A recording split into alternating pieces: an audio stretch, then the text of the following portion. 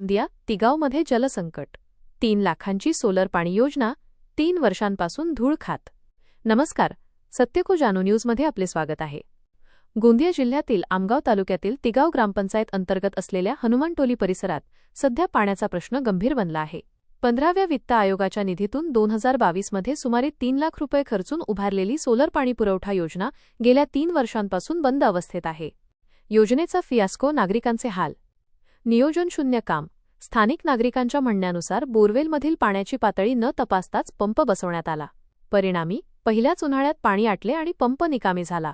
आरोग्याचा प्रश्न, परिसरातील प्राथमिक आरोग्य केंद्राजवळील बोरवेलचे पाणी दूषित आणि गंजयुक्त येत असल्याने ते पिण्यायोग्य नाही।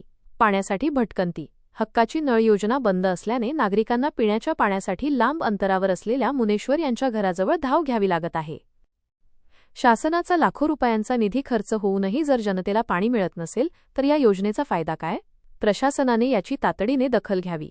स्थानिक नागरिक, तिगाव। इंदुबाई सोमाजी हेरेंके 2 महिने झाला आमच्या घरापुढे बोरिंग आहे तर ते बंदच आहे। किती वेळेस सुधरा म्हणलं तर करून सुधरवलं नाही। आता आम्ही पीएससीतला आणतून पाणी मग त्या दुसरा मुनेसरचा इच्छा आणतून पिवासाठी एवढा पाण्याचा त्रास आहे का खूपच आहे। ते टंकी लावला तर 2 महिने बी नाही ते टंकी चालू राहिली, मग ते टंकी तर बंदच आहे। पण बोरिंगला बी नाही सुधरवून राहिलं ना काही नाही। ते हेड पंप बी 2-3 वेळेस दरखास्त दिलून तर त्या दरखास्तचा बी काहीच नाही करून राहिले। ते आता हेडून फेकला 1-1.5 महिना झाला पण ते बोरिंग बी नाही सुधरवत आहे। कल्पना पटले बोरिंग सुधरवून नाही राहिले तिथं ते म्हणते हे टाकून मोटर, पण आम्हाला मोटर नाही पाहिजे, आम्हाला हातपंपच पाहिजे। सुधरवून नाही राहिले, पिवाच्या पाण्याची बडी अडचण आहे ना, ह्याही पाण्याची अडचण आहे।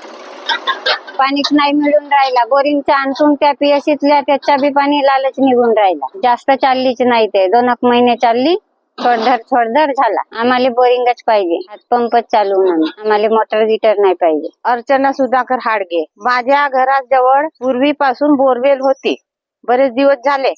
आज 50 वर्षापासून मी तिथं राहत आहो।